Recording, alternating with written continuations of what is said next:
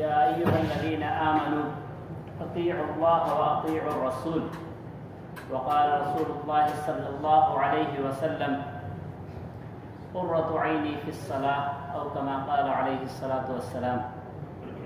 میرے محترم بزرگوں اور دوستوں، اللہ رب العزت کا بہت بڑا احسان ہوا، کرم ہوا کہ اللہ تبارک و تعالی نے ہم تمام لوگوں کو دنیا کے سب سے خوش نصیب انسان جناب محمد مصطفیٰ صلی اللہ تعالی علیہ وسلم کی امت میں پیدا فرمایا۔ اللہ تعالی نے اپنے پیارے حبیب جناب محمد صلی اللہ علیہ وسلم کی امت میں پیدا فرما کر ہم سب پر بہت بڑا احسان کیا، کیونکہ اس امت میں پیدا ہونے والے وہ صحابہ تھے، وہ صحابہ آپ صلی اللہ علیہ وسلم کے ایسے جانثار صحابہ تھے کہ جو چاہتے تھے وہ ہوتا تھا۔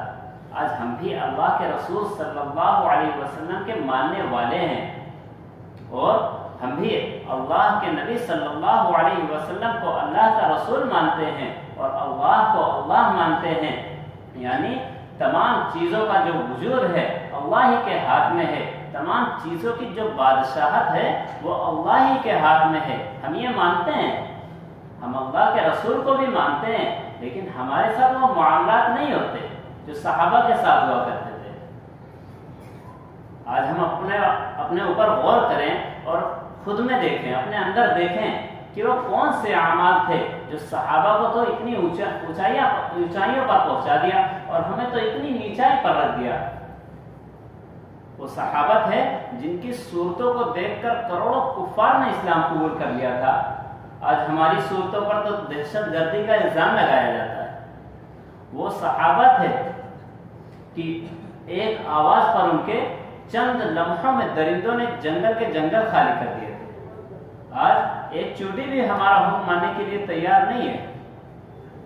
وہ صحابہ تھے جو شیروں سے بھی راستہ پوچھتے تھے، شیروں سے بھی سواری کا کام لیا کرتے تھے۔ آج تو ہم گیدڑوں اور کتوں سے ڈرتے ہیں۔ وہ صحابہ تھے جو سمندروں کے اوپر حکومت کرتے تھے، سمندروں پر ایسے چلتے تھے جیسے کوئی خشکی پر چلتا ہو، اور آج ہم ایسے ذلیل و خوار ہیں کہ ہر طرف سے ٹھکرائے جاتے ہیں۔ آخر سوچے کہ ایسا کون سا معاملہ ہے ہمارے ساتھ کہ ہمارا اللہ بھی وہی، ہمارا رسول بھی وہی، پھر ہمارے ساتھ ایسے معاملات کیوں نہیں ہوتے؟ تو غور کرنے سے معلوم ہوتا ہے کہ قرآن میں اللہ تبارک و تعالیٰ نے پوری بات واضح کر دی، پوری بات بتلا دی۔ اللہ کے رسول صلی اللہ علیہ وسلم کے بارے میں اللہ نے فرمایا لَقَدْ كَانَ لَكُمْ فِي رَسُولِ اللَّهِ أُسْوَةٌ حَسَنَةٌ، کہ تمہارے لیے رسول اللہ صلی اللہ علیہ وسلم کی زندگی میں بہترین نمونہ ہے۔ اب یہی سے آپ سوچ لیے کہ صحابہ وہ حضور صلی اللہ علیہ وسلم کے طریقے پر تھے تبھی کامیاب تھے۔ وہ صحابہ حضور صلی اللہ علیہ وسلم کی ایک ایک سنت کو اپنی زندگی میں اتار لیتے تھے تو وہ کامیاب تھے۔ وہ صحابہ قرآن کو اپنے سامنے رکھ کر اور حضرت محمد صلی اللہ علیہ وسلم کے فرمان کو بھی اپنے سامنے رکھ کر زندگی گزارتے تھے تو وہ کامیاب تھے، کہ ان سے بڑے بادشاہ ڈرتے تھے۔ وہ صحابہ ایسے تھے کہ جس میدان پر اتر جائیں کوئی مائی کا لال نہیں ہے جو اس صحابہ کو پیچھے پچھاڑ دے۔ صحابہ ایسے تھے کہ کوئی بھی میدان میں یہ نہیں دیکھتے تھے کہ تعداد کیسی ہے، بس ان کا بھروسہ اللہ پر تھا، اور ایسا کامل بھروسہ تھا، ایسا پختہ یقین تھا۔ آج ہمارے دلوں میں اور ہمارے ذہنوں میں ایسا یقین نہیں ہے۔ وہ صحابہ ایسا یقین رکھتے تھے، وہ کہتے تھے میں تھوڑی لڑتا ہوں، میرے ساتھ تو میرا اللہ لڑتا ہے۔ ویسے صحابہ تھے۔ حضرت خالد بن ولید رضی اللہ عنہ، ان سے کہا گیا کہ 60,000 کا لشکر ہے، کون جائے گا لڑنے؟ کہا میں جاؤں گا، اور وہ بھی اکیلے جاؤں گا۔ ایسے صحابہ تھے۔ تو حضرت سفیان رضی اللہ عنہ جو اس وقت مسلمان ہو گئے تھے، انہوں نے کہا نہیں اکیلے جائے گا، یہ تو کوئی معاملہ ہی نہیں ہوا، کم سے کم کچھ نہیں تو 60,000 ہے تو 60 آدمی لے کر جاؤ۔ وہ کہنے لگے نہیں اتنے بہت زیادہ ہو جائیں گے۔ کہا نہیں 60 آدمی لے جاؤ، ایک پر 1,000۔ تو وہ آخر کامیاب ہو کر لوٹے۔ ایسے صحابہ تھے کہ کوئی لشکر نہیں دیکھتے تھے، وہ کہتے تھے میرا اللہ میرے ساتھ ہے، اور خود اللہ تبارک و تعالیٰ نے اپنے صحابہ کے ساتھ ایسا معاملہ بھی کیا۔ حضرت ابوبکر رضی اللہ عنہ کے ساتھ حضور صلی اللہ علیہ وسلم غار میں موجود تھے، تو اللہ کے رسول صلی اللہ علیہ وسلم نے فرمایا کہ ابوبکر ڈرو نہیں، ان اللہ معانا، اللہ ہمارے ساتھ ہے۔ صحابہ کے ساتھ اللہ موجود رہتا تھا، کوئی بھی جنگ ہو اللہ تعالیٰ کبھی شکست نہیں دیتا تھا، خواہ وہ کوئی عذر آ جائے، لیکن اللہ تعالیٰ ہمیشہ اپنے صحابہ کو اوپر ہی بڑھاتا تھا۔ میرے دوستو، وہ اس وجہ سے کہ انہوں نے اللہ کے رسول صلی اللہ علیہ وسلم کی لائی ہوئی زندگی کو اپنی زندگی میں اتار لیا تھا۔ ان کا ایک ایک کردار ایسا تھا کہ لوگ پوچھتے تھے اسلام کیا ہے، تو صحابہ کہتے تھے اس کو دیکھ لو تو وہی اسلام ہے۔ آج ہم کسی کے بارے میں ایسا نہیں کہہ سکتے کہ فلاں شخص کو دیکھ لو وہی اسلام ہے۔ میرے دوستو، وہ صحابہ ایسے تھے کہ ہر ایک سے ایسی تاثیرات پیدا ہوتی تھی، ایسے ان کے افعال اور اقوال تھے کہ دیکھ کر لوگ کہتے تھے ہاں اسلام ایسا ہوتا ہے۔ ہم اپنے اندر دیکھیں اور یہ غور کریں کہ ہمارے اندر ایسی کون سی چیز ہے کہ لوگ ہم سے نفرت کرتے ہیں، بلکہ پوری مسلمان کے القاب سے ہی، مسلمان کے نام سے ہی نفرت کرتے ہیں۔ بلکہ پہلے لوگ ایسے تھے، کفار ایسے تھے کہ وہ مسلمانوں پر اتنا اعتماد کرتے تھے کہ اپنا مال انہیں دیا کرتے تھے، جانتے تھے کہ یہ ہمارے دشمن ہیں، پھر بھی مال دیتے تھے کہ ہاں یہ امانت دار ہیں، مسلمان ہے تو مسلمان کبھی جھوٹ نہیں بولتا، یہ ہمارے نبی کی حدیث ہے، المسلم لا یکذب، مسلمان جھوٹ نہیں بولتا۔ آج ہم میں سے کوئی ایسا نہیں ملتا جو جھوٹ نہ بولتا ہو، دن میں کئی مرتبہ انسان جھوٹ بولتا ہے۔ میرے دوستو، ہم نے اپنے نبی کے لائے ہوئے طریقے کو بھلا دیا ہے، لائی ہوئی زندگی کو چھوڑ دیا ہے، قرآن و حدیث کو ہم بھول گئے ہیں۔ تو بتاؤ، ہم ہی ذلت کے گہرے غار میں نہیں جائیں گے تو اور کون جائے گا؟ اگر ہم ہلاک نہیں ہوں گے تو اور کون لوگ ہلاک ہوں گے؟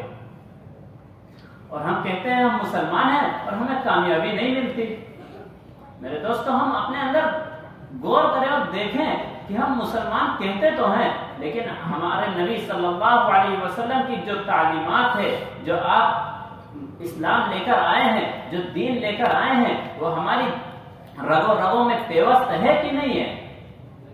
یہ دیکھیں، صحابہ رضی اللہ عنہم کی زندگی میں ایسا دین پیوست ہو گیا تھا کہ ان کے ایک ایک افعال سے لگتا تھا کہ ہاں یہ مسلمان ہیں، ان کو دیکھ کر لوگ اسلام قبول کیا کر لیتے تھے۔ میرے دوستو، صحابہ اپنے نبی پر ایسے جان نثار تھے کہ حضور صلی اللہ علیہ وسلم مدینہ منورہ میں موجود تھے۔ آپ کا ایک راستے سے سفر ہوا تو ایک بہت ہی خوبصورت محل دیکھا، بہت ہی خوبصورت ایک بلڈنگ تعمیر تھی۔ آپ نے دیکھا اور کہا یہ کس کا ہے؟ تو کہا فلاں انصاری صحابی کا ہے۔ تو کہا اچھا۔ آپ نے چہرہ پھیر لیا اور چلے گئے۔ پھر وہ صحابی آئے اور سلام عرض کیا، آپ نے چہرہ پھیر لیا ان سے، سلام کا جواب نہیں دیا، یا دل میں دیا ہوگا، لیکن میرے دوستو، وہ صحابی ایسے تھے فوراً ان کے دل پر اثر ہوا۔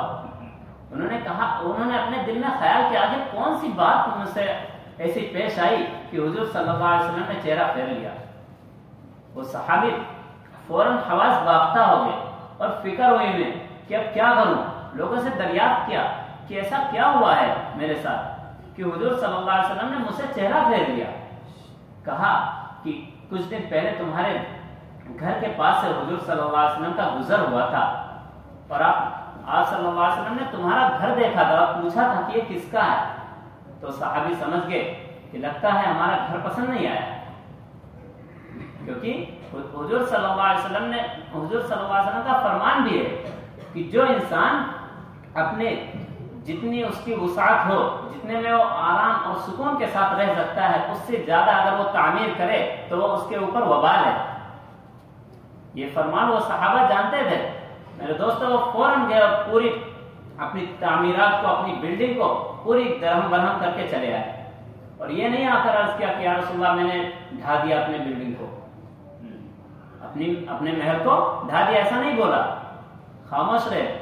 پھر ایک بار آپ کا گزر اسی راستے سے ہوا، آپ نے کہا وہ محل نہیں دکھ رہا، کیا ہوا اس گھر کا؟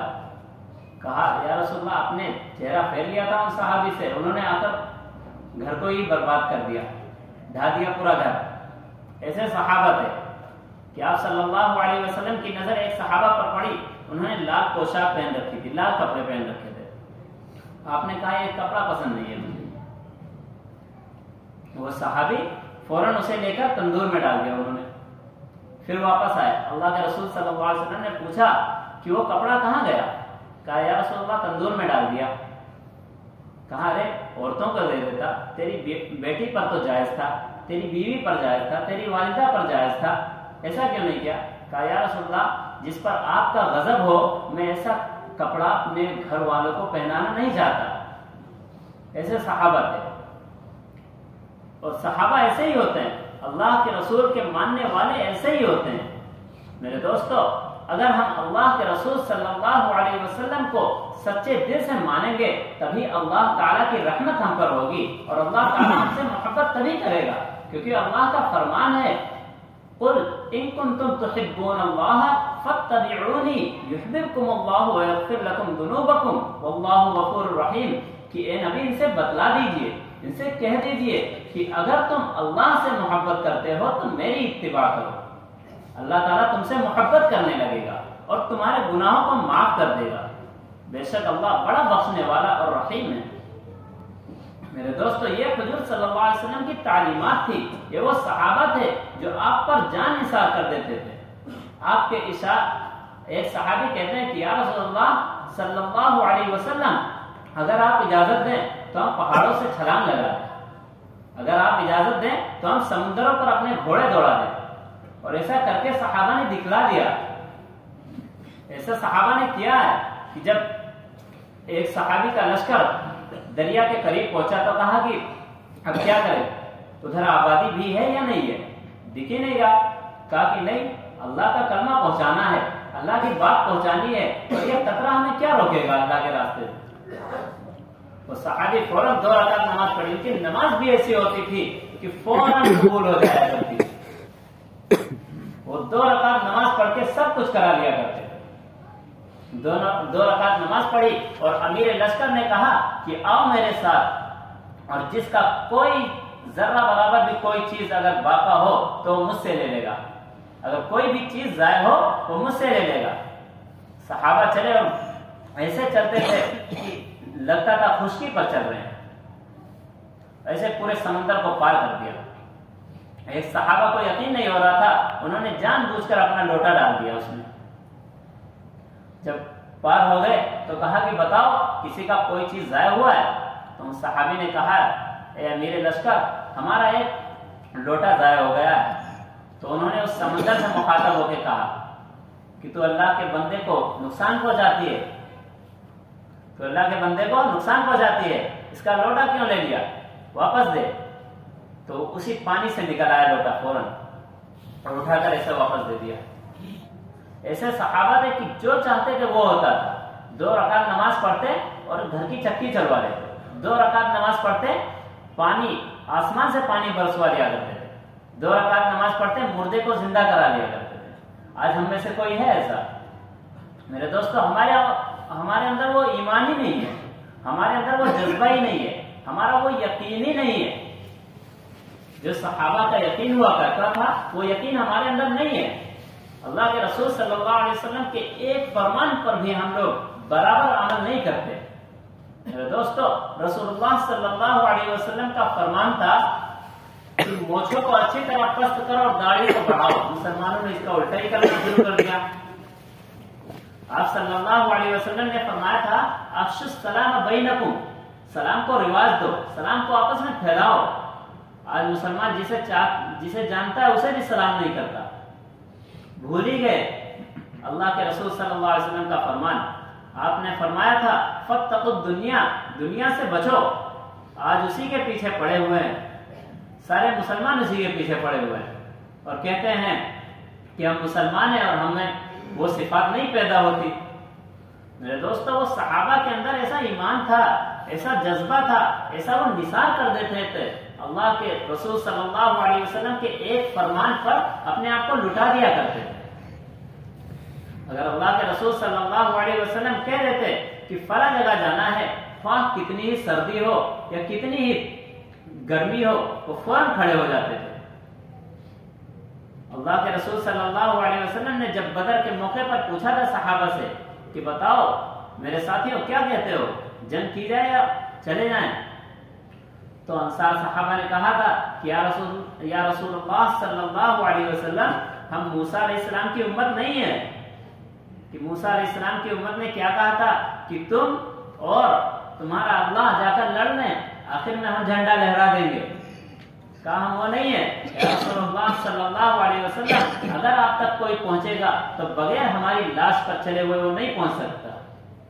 ایسا صحابہ نے کر کے دکھایا۔ احد کی لڑائی میں سارے صحابہ آپ کو گھیرے ہوئے تھے، اللہ کے رسول صلی اللہ علیہ وسلم بیچ میں تھے، کوئی کافر کا کوئی بھی تیر یا کوئی بھی بھالا یا کوئی بھی تلوار یا خنجر کوئی آپ تک نہیں پہنچتا تھا جب تک وہ صحابہ تک نہ لگے۔ حضرت قتادہ رضی اللہ عنہ کی تو آنکھ میں ایک پورا تیر گھس گیا اور آپ نے نکالا تو آنکھ بھی باہر آ گئی۔ آپ نے وہی ملبہ رکھ کے ایسے ہی پھیر دیا، آنکھ صحیح ہو گئی۔ وہ صحابہ تھے، ان کے ساتھ ویسا ہی معاملہ ہوتا تھا کہ وہ اپنے آپ کو قربان کیا کرتے تھے۔ آج ہم اللہ کے دین پر، اللہ کے رسول صلی اللہ علیہ وسلم کے لائے ہوئے تعلیمات پر ایک پیسہ بھی خرچ کرنے کو تیار نہیں ہے، اپنی جان تو دور کی بات ہے، میرے دوستو وقت بھی قربان کرنے کے لیے تیار نہیں ہے، تو ہمارے ساتھ ایسا معاملہ کیسے ہو سکتا ہے؟ وہ صحابہ تھے جو پورا دن اللہ کے رسول صلی اللہ علیہ وسلم کے دروازے پر بے ہوش پڑے رہا کرتے تھے، بھوک کی وجہ سے بے ہوش پڑے رہا کرتے تھے، صرف ایک حدیث سننے کے لیے۔ آج ہم لوگ ہزاروں حدیث سنتے ہیں، اس پر عمل نہیں کرتے۔ وہ صحابہ تلاش کیا کرتے تھے کہ کوئی بات سننے کو آ جائے کہ اس پر عمل کر کے میں اتنے مقام پر پہنچ جاؤں۔ آج ہم سنتے ہیں، ایک کان سے سنتے ہیں اور دوسرے کان سے نکال دیتے ہیں۔ میرے دوستو، رسول اللہ صلی اللہ علیہ وسلم کا فرمان اتنا سستا ہم سمجھتے ہیں کہ ایک سنت یہ تو ہے، چھوڑ دو، سنت سمجھ کے چھوڑ دیتے ہیں۔ میرے دوستو، اللہ کے رسول صلی اللہ علیہ وسلم کی ایک ایک سنت صحابہ نے اس کی قدر کی تو اتنے کامیاب ہوئے کہ اللہ تبارک و تعالی بھی ان سے راضی، جنت میں ان کا مقام بلند۔ اللہ کے رسول صلی اللہ علیہ وسلم نے تو فرمان بھی اپنے زبان مبارک سے بتا دیا کہ یہ صحابی ان کا گھر یہاں ہوگا، یہ صحابی ان کا گھر میرے سامنے ہوگا۔ حضرت علی رضی اللہ عنہ کا ہاتھ پکڑا اور کہا، اے علی تو خوش ہے کہ جنت میں تیرا گھر میرے گھر کے سامنے ہوگا؟ یہ خوشخبری، یہ فضیلت۔ اب وہ صحابی تو انہیں تو خوش رہنا چاہیے ہمیشہ، لیکن پوری رات روتے تھے، اور ایسے روتے تھے جسے کوئی غم کا مارا روتا ہو، ایسے تڑپتے تھے جیسے کوئی بے آب مچھلی تڑپتی ہے، ایسے تڑپتے تھے، اور پوری رات یہی دعا کرتے تھے کہ یا اللہ سفر بڑا لمبا ہے اور عمل بہت تھوڑا ہے اور اکیلے جانا ہے، یا اللہ میری بگڑی بنا دے۔ یہ ان سے کوئی پوچھے کہ آخر کیوں روتے ہو، جب حضور صلی اللہ علیہ وسلم نے بتا دیا کہ تمہارا گھر جنت میں میرے گھر کے سامنے ہے، اور یہ فضیلت یا خوشخبری اور کسی صحابی کو نہیں سنائی، اتنا بڑا مقام ملا تو یہ کیوں روئے؟ ہم سوچیں کہ یہ کیوں روتے ہیں آخر؟ جب صبح اٹھتے تھے تو آنسوؤں کے نشان گالوں پر پڑے ہوتے تھے، ایسے صحابہ تھے۔ اب ہم کیوں نہیں روتے؟ ہم نے اللہ کو پہچانا ہی نہیں، وہ اللہ کو پہچان گئے تھے اس لیے وہ روتے تھے، ہم نے پہچانا نہیں، جانا نہیں۔ جیسے چھوٹا بچہ ہو، وہ بجلی کی تار کی طرف دوڑتا ہے تو اسے تو خبر کوئی نہیں کہ اس سے کیا ہونے والا ہے، وہ اس کو پکڑنے چلتا ہے، پیچھے ماں چلاتی ہے کہ ہائے میں مر گئی، اسے تو خبر ہی کوئی نہیں بچے کو کہ کیا ہوگا کیا نہیں ہوگا، وہ تو پکڑ رہا ہے، لیکن پیچھے ماں کو پتا ہے کہ اس کا انجام کیا ہونے والا ہے، وہ انہیں کھینچتی ہے، وہ اس بچے کو کھینچتی ہے۔ اسی طرح ہمارا رسول اور ہمارا اللہ ہم سب کو کھینچتا ہے کہ مت جاؤ، ادھر جہنم ہے، جہنم کو اللہ نے لذات سے گھیر دیا ہے، جتنی لذتیں اور خواہشات کی چیزیں ہیں وہی تم کو جہنم تک پہنچائیں گی، اور جن چیزوں میں ہمیں مشقت محسوس ہوتی ہے، جن چیزوں میں ہمیں تکلیف محسوس ہوتی ہے، وہی چیز ہمیں جنت تک پہنچائے گی۔ میرے دوستو، صحابہ ایسے نہیں بنے تھے، انہوں نے اللہ کے رسول صلی اللہ علیہ وسلم کی لائی ہوئی تعلیمات کو ایسے اپنی زندگی میں اتارا تھا کہ ان کا ایک ایک عمل ان کا دیکھ کر لوگ کہتے تھے ہاں مسلمان ہو تو ایسا ہو۔ آج ہم کو دیکھ کر لوگ کیا کہتے ہیں کہ دیکھو مسلمان ایسے ہی ہوا کرتے ہیں، دھوکے باز ہوتے ہیں، مسلمان امانت ادا نہیں کرتے، جبکہ اللہ کے رسول صلی اللہ علیہ وسلم کے صحابہ کے پاس بھی اور اللہ کے رسول صلی اللہ علیہ وسلم کے پاس بھی لوگ امانت رکھتے تھے، صرف اس وجہ سے کہ وہ مسلمان تھے۔ آج ہم سے لوگ کیوں دور بھاگتے کہ ہم مسلمان ہیں؟ یہ الٹا ہو گیا۔ میرے دوستوں، ہمیں تو ایسا ہونا چاہیے تھا کہ لوگ خود کہتے کہ جب امت ایسی ہے تو ان کا نبی کیسا ہونا چاہیے، ان کا نبی کیسا ہوگا، یہ خیال بننا چاہیے۔ آج ہم لوگ ایسے بدل گئے کہ آپس میں ایک دوسرے کے گریبان پر ہاتھ ڈال دیتے ہیں، آپس میں ہی کیا گھر ہی میں اپنے باپ کو جھڑک دیتے ہیں، اپنی پیاری ماں کو گالی دے دیتے ہیں۔ میرے دوستو، جبکہ اللہ تبارک و تعالیٰ کا قرآن میں فرمان ہے کہ اللہ تعبدوا الا ایاہ وبالوالدین احسانا، فوراً اللہ نے اپنی عبادت بتائی تو دوسرے نمبر پر والدین کی خدمت کرنے کا حکم دیا۔ اور ہم گھر ہی میں سلامت نہیں ہیں، گھر ہی میں ایسے خرافات ہیں، ایسی لڑائیاں ہوتی ہیں کہ آپس میں ایک دوسرے سے اتنی نفرت ہو جاتی ہے کہ الگ رہنا گوارا کرتے ہیں، ساتھ رہنا گوارا نہیں کرتے۔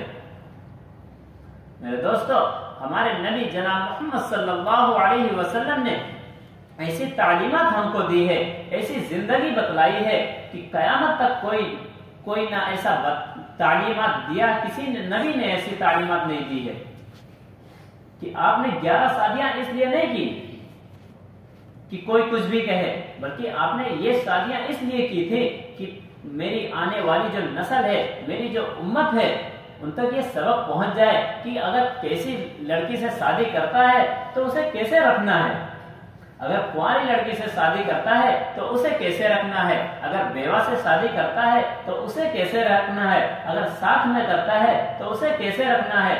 اللہ کے رسول صلی اللہ علیہ وسلم نے پوری زندگی کا نمونہ سکھلا دیا کہ زندگی اگر کوئی حاکم ہے تو اسے کیسے زندگی گزارنی چاہیے، اگر کوئی گورنر ہے تو اسے کیسے زندگی گزارنی چاہیے، اگر کوئی اپنے گھر کا ذمہ دار ہے تو اسے کیسے زندگی گزارنی چاہیے۔ اللہ کے رسول صلی اللہ علیہ وسلم نے ہر ایک کو سکھلا دیا، ہر ایک کو بتلا دیا، یہاں تک کہ آپ نے حجۃ الوداع کے موقع پر کہلا بھی دیا کہ صحابہ، کیا ہم نے تمہیں پہنچا دیا بات، کیا ہم نے تمہیں ساری باتیں بتلا دی؟ تو صحابہ نے کہا یا رسول اللہ بتلایا ہی نہیں، بلکہ آپ نے تو پورا حق ہی ادا کر دیا۔ اللہ کے رسول صلی اللہ علیہ وسلم نے ایسی تعلیمات ہمیں دی تھی کہ اگر ہم اس کو اپنا لیں تو دنیا اور آخرت کی کامیابی سے ہم کناری ہو جائیں۔ میرے دوستو، لیکن بات یہ ہے کہ ہم اللہ کے رسول صلی اللہ علیہ وسلم کی تعلیمات کو بھول بیٹھے ہیں، قرآن و حدیث کو بھول بیٹھے ہیں، نہ قرآن پڑھتے ہیں نہ اس کا ترجمہ سمجھتے ہیں، بلکہ قرآن ہی ایک زندگی گزارنے کا طریقہ ہے۔ اللہ کے رسول صلی اللہ علیہ وسلم کا فرمان ہے کہ جب تم دیکھو کہ امت بگڑ رہی ہو تو تم کچھ نہ کرو، صرف 2 چیزوں پر عمل کر لو، ایک میرے فرمان، ایک اللہ کے فرمان پر، یعنی ایک قرآن مجید پر اور ایک احادیث نبویہ پر، تو تم کامیاب ہو جاؤ گے۔ میرے دوستو، ہم ان دونوں کو چھوڑ کر ہر بار استعمال کرتے ہیں، ہر ایک کتابیں پڑھتے ہیں، اخبارات پڑھتے ہیں، لیکن ان دونوں کتابوں کے لیے فرصت نہیں ملتی۔ یہ ایک ایسا اللہ تبارک و تعالی نے قرآن مجید میں ہر ایک چیز بتلا دی، ہر ایک چیز، خواہ وہ کوئی بھی لائن سے ہو، اللہ تبارک و تعالی نے ساری تعلیمات اس میں سمیٹ دیے، اس میں جمع کر دیا۔ اگر ہم اپنے گھر میں رہیں تو ان کے ساتھ کیسا معاملہ کریں، باہر رہیں پڑوسیوں کے ساتھ رہیں تو ان کے ساتھ ہمارا معاملہ کیسا ہو، اگر ہم اپنے باہر نکل کر آئیں، رشتہ داروں میں آئیں تو ان کے ساتھ ہمارا کیسا معاملہ ہو۔ یہ ہمارے نبی نے کر کے بھی دکھلایا اور بتلا بھی دیا.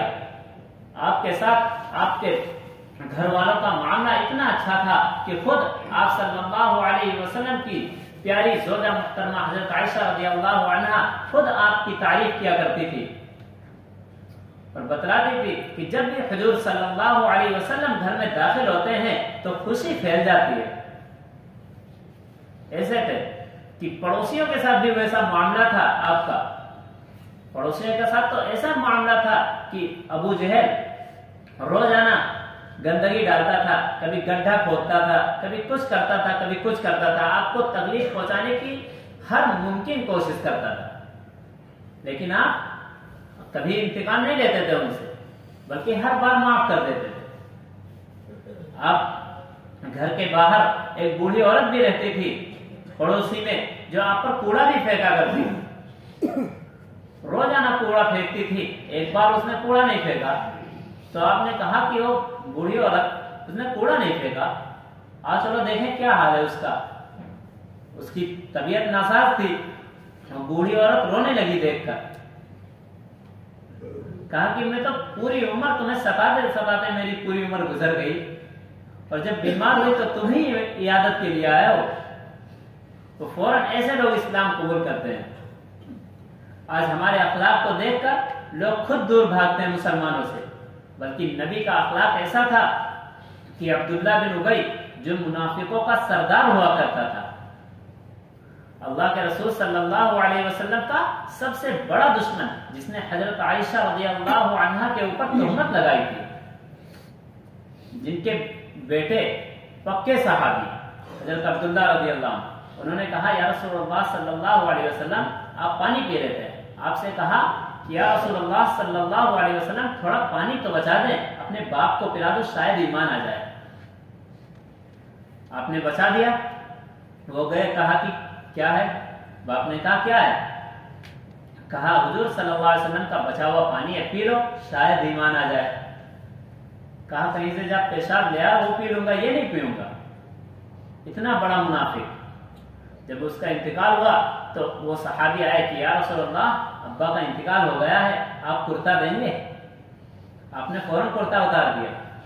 یہ نہیں کہا وہ تو سب سے بڑا دشمن ہے, یہ نہیں کہا, بلکہ آپ نے کرتا اتار دیا کہ شاید اللہ مغفرت کر دے.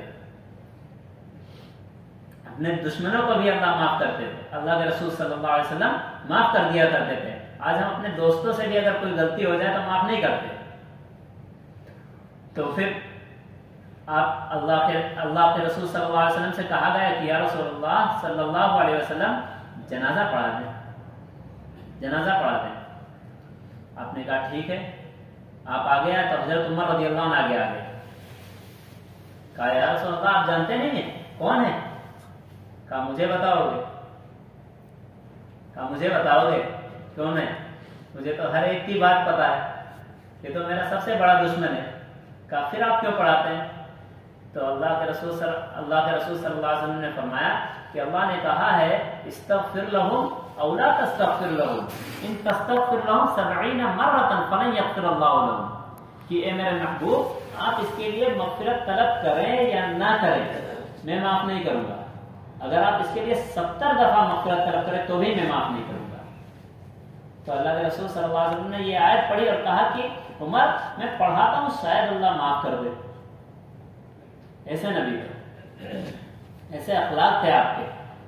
اور گئے آخر نماز پڑھائی, پھر آپ تھوڑا دھیرے دھیرے چھوٹے چھوٹے قدم سے چل رہے تھے. آپ پیچھے پہنچے, قبر میں اتار چکے تھے. آپ نے کہا نہیں نکالو, واپس نکالا. پھر اپنا لعاب مبارک ان کے منہ میں ڈالا کہ شاید اللہ معاف کر دے. تو اس وقت 100 منافقوں نے کلمہ پڑھا تھا. ایسے اللہ کے رسول صلی اللہ علیہ وسلم کے ایسے اخلاق تھے اپنے دشمنوں کے ساتھ.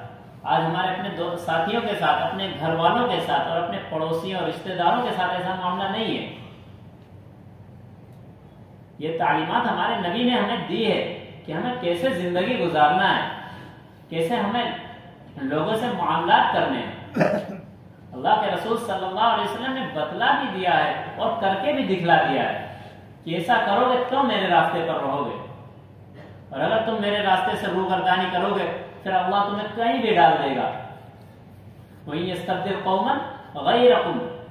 اللہ تعالیٰ فرماتے ہیں سورہ محمد کی آخری آیت ہے کہ اللہ تعالیٰ کہتے ہیں اللہ تبارک و تعالیٰ کا فرمان ہے کہ اگر تم روگردانی کرو گے یعنی اپنے نبی کے لائے ہوئے طریقے کو حقیر سمجھو گے اور چھوڑ دیا کرو گے تو اللہ تبارک و تعالیٰ تمہاری جگہ کوئی اور قوم پیدا کر دے گا جو تمہاری طرح نہیں ہوا کریں گے. یہ میرے اللہ تعالیٰ کا اٹل فیصلہ ہے اور میرے حبیب کا بھی اٹل فیصلہ ہے کہ اللہ کے رسول صلی اللہ علیہ وسلم کا فرمان بھی ذرہ برابر بھی غلط نہیں ہو سکتا اور اللہ کا فرمان بھی ذرہ برابر غلط نہیں ہو سکتا. اس لیے جو کچھ میرے نبی نے کہا ہے خواہ وہ کوئی اپنے عمل سے کیا ہو یا اپنے زبان مبارک سے بتلا دیا ہو اسے ہم پر کرنا فرض عین ہے. ہم سنت نہیں بلکہ اسے واجب سمجھ کر اور فرض سمجھ کر کریں کیونکہ ہمارے نبی کا ایک طریقہ کامیابی کا طریقہ ہے اور ہمارے نبی کے طریقے کے علاوہ کوئی بھی طریقہ ہو تو ہمیں خسارے میں ڈالے گا. چاہے جتنا دیکھنے میں خواہ وہ دیکھنے میں سامنے جنت ہی نظر آ جائے لیکن وہ طریقہ جو ہوگا وہ سیدھا جہنم میں لے کر جائے گا. اور ہمارے نبی کا جو طریقہ ہوگا خواہ وہ مشقتوں والا ہو پریشانیوں والا ہو لیکن وہ طریقہ جنت میں لے کر جائے گا. صحابہ ایسے تھے اتنے مالدار تھے. حضرت عثمان غنی رضی اللہ عنہ اتنے مالدار تھے کہ 900 اونٹ پر سامان لے کر آئے تھے صرف بانٹنے کے لیے. قحط پڑا ہوا تھا مدینے میں اور لوگوں تجارتیوں نے آگے بڑھ کر استقبال کیا اور کہا کہ ہم خریدیں گے. آپ نے کہا کہ نہیں کتنے میں خریدو گے تم؟ کہا 2 روپیہ زیادہ دیں گے. کہا نہیں. کہا 2 گنا زیادہ دیں گے. کہا نہیں. کہا 5 گنا زیادہ دیں گے. کہا نہیں. کہا پھر ہم سے بڑا تجارتی کوئی نہیں ہے تم نہیں بیچ پاؤ گے اب. کہا نہیں میں اس سے بیچوں گا جو 1 کا 10 دے گا. تو کہا ایسا کوئی نہیں ہے. تو کہا نہیں اللہ تبارک و تعالیٰ ایسے ہی ہے کہ من جاء بالحسنۃ فلہ 10 امثالھا کہ اللہ کا فرمان ہے کہ جو 1 نیکی لے کر آئے گا اس کو اسی جیسی 10 نیکی ملے گی. تو ایسا صحابہ آخرت پر ان کا یقین تھا آخرت پر بھروسہ تھا. آج ہمارا پورا یقین دنیا پر ہی لگا ہوا ہے. جو دیکھتے ہیں وہی سمجھتے ہیں کہ یہی سب کچھ ہے بلکہ مسلمان وہ ہوا کرتا ہے جو غیب کی باتوں پر ایمان لاتا ہے. ہم نے کلمہ کیا پڑھا ہے الف لام میم ذالک الکتاب لا ریب فیہ ھدی للمتقین الذین یؤمنون بالغیب کہ ایمان والا وہی ہے جو غیب پر ایمان لائے. میرے دوستو ہم نے غیب پر ایمان لایا. ہم غیب پر ایمان لائے ہیں تو اسی کے مطابق اپنی زندگی گزاریں اور اسی کے مطابق عمل کریں. جو دیکھ رہے ہیں وہ نہیں جو ہمارے نبی بتلا گئے جو اللہ کا فرمان ہے اسی کے مطابق زندگی گزارے خواہ وہ سامنے کوئی بھی چیز نظر آ رہی ہو. تو اللہ تعالیٰ سے دعا کیجئے کہ اللہ تعالیٰ ہم سب کو اپنے فرمان کے مطابق اور جناب محمد مصطفیٰ صلی اللہ تعالی علیہ وسلم کے طریقے کے مطابق زندگی گزارنے کی توفیق عطا فرمائے اور تا موت اسی طریقے پر چلنے کی توفیق عطا فرمائے. وآخر دعوانا ان الحمد للہ رب العالمین.